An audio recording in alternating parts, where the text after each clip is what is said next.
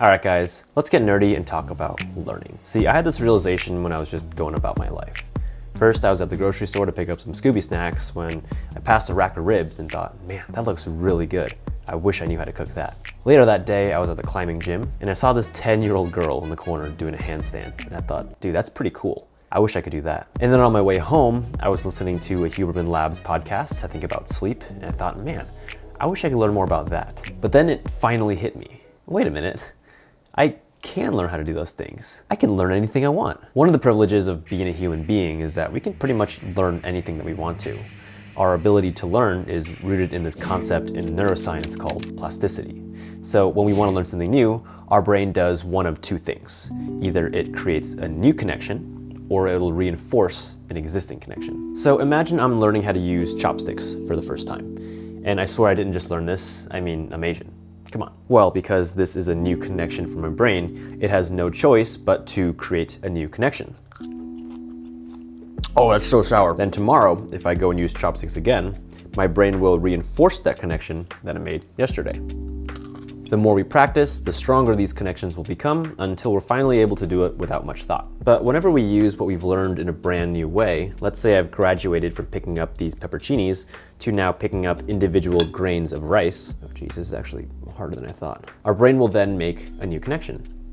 So we continue generating and nurturing these neural connections, and then eventually we'll become masters at whatever we sought out to learn. Now, obviously, learning science is much more complicated than that, and a lot of things actually affect our learning capacity, like age, time, effort, and maybe a little bit of innate ability as well, but that's the general gist of plasticity. Bottom line is, the brain's pretty cool, but we already knew that. It's always easy to hear about how much potential we have, or that we're capable of achieving great heights, but in general, I feel like we don't do that. I mean, time just flies by. Shit, I'm 27 now, and there's so much I still want to learn how to do, and there's so much that I've started to learn and just gave up on. And so I experimented to see if I could learn something and actually make it stick.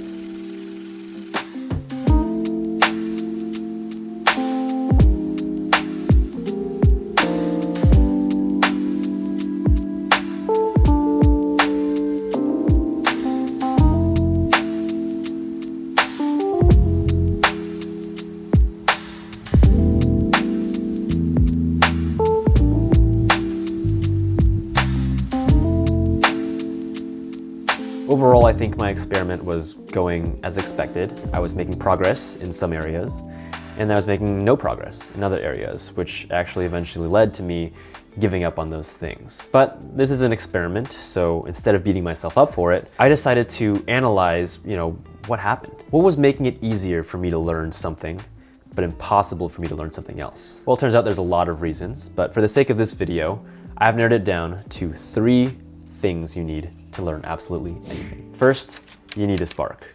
There has to be a reason for you to want to learn. For you anime lovers out there, your resolve must be unbreakable. Now, I'm not an expert in human behavior, so this is more of an observational impression from my experiences, but I've identified 2 types of sparks when it comes to learning something new. You can be motivated to learn for someone else, or you can be motivated to learn for yourself. And not surprisingly, having a personal spark is a much more powerful incentive. For example, as stupid as it sounds, my motivation for learning how to cook was to impress someone, maybe a girl, so I can show off my talents, but it wasn't a personal passion for me. I don't daydream about concocting a new flavor or seeing if certain dishes go together. I mean, I can barely tell the difference between $2 wine and $200 wine. I guess ultimately there was nothing at stake for me. My goals weren't shaken because of my inability to cook, and it didn't feel like I was adding a lot of value by learning how to cook at this point in my life. Well, that and the fact that ribs are really expensive and it's a pain in the ass to eat that much by yourself when you screw them up. But also I could just go to a restaurant and have a professional chef cook it for me. But I lost the spark. I had no personal motivation to continue learning the skill, and so I gave it up. But who knows, maybe one day I'll find a mentor or a teacher or a gorgeous woman who will reignite that spark, and I'll give it another go. Next, you gotta find the sweet spot.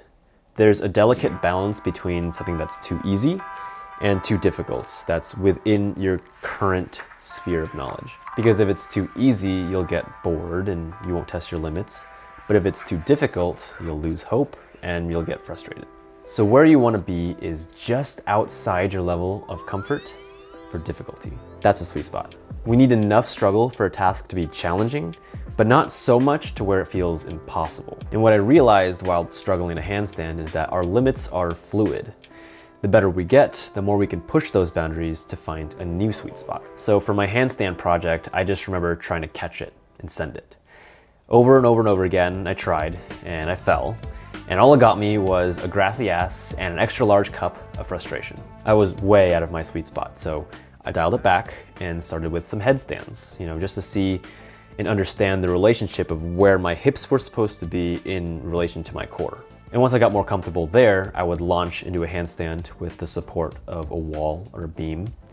And then from there, I would slowly let go of my feet and just hope for the best. All right, ladies and gentlemen, today for the last round of the Squid Games, we're going to be doing a handstand, and the winner gets 100 billion won.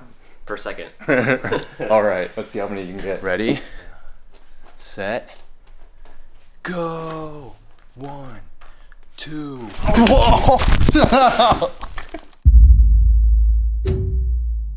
Let me also relate this to studying, as we often do on this channel. Passive learning strategies like rereading, highlighting, watching videos is way below my sweet spot. It's bitter down there. We use zero cognitive effort to understand or learn anything, and that's why the science has shown us that those aren't the best learning strategies to use. But on the other hand, if I was, let's say, a high school student, attending doctor-level board questions would be way out of my sphere of knowledge and nowhere close to my sweet spot, so that would also not be effective. And the third thing you need is repetition. Spaced repetition. We've all heard the saying, practice makes perfect, but to add to it, I do believe there is an optimal interval to practice in order to make something stick. But basically, you want to allow just enough time to where you're about to forget something and then hit it hard again to reinforce it. This spacing effect is actually what leads to long-term retention of information.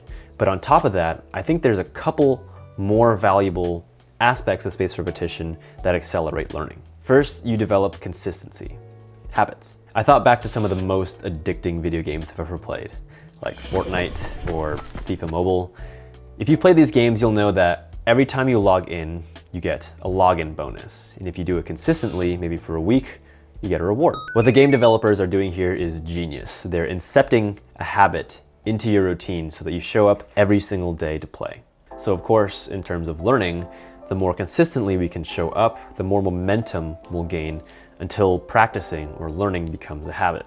And as it snowballs, the faster we improve and the faster we'll level up with that EXP, and we can leave those Diglett days behind. And second, probably just as important, spaced repetition allows us to maintain intrigue. I don't know if I'm alone in this, maybe it's part of my personality, but whenever I discover something that's new and exciting, I overload myself with it until it's drained of any kind of novelty at all. Like when I first discovered this Toby Lou track, I was probably responsible for like 1,000 streams in 2 days. It was so good. I had it on repeat, I couldn't help myself. But too much of a good thing always ruins the fun. And by the end of the week, I think I stopped listening to that song. It's a fantastic song, I just destroyed the intrigue. So the same goes for learning something new. When I start learning something, it might make sense to spend hours and hours on end trying to figure it out, but that's always a fast track to burnout. What worked for me was actually allowing myself the permission to stop, to think about it, to ponder it, to miss learning what I was learning. And that way, when tomorrow rolls around, because I'm being consistent, I'll be more excited to tackle it again, to try again, and to fail again. At the end of the day, I think what I really wanted to do with this video is just encourage everybody to keep learning, to keep exploring, because life is just so much more interesting when you learn new skills and you have new curiosities. So it's been a pretty fun experiment. I hope I'll still be able to do a handstand a year from now. I'll keep you guys posted on that. But if you enjoyed this style of video where we experiment and try something new, you might like my brother's video, where he tracked everything he ate for 30 days and found out exactly what it did to his body and his health. You can find that right here.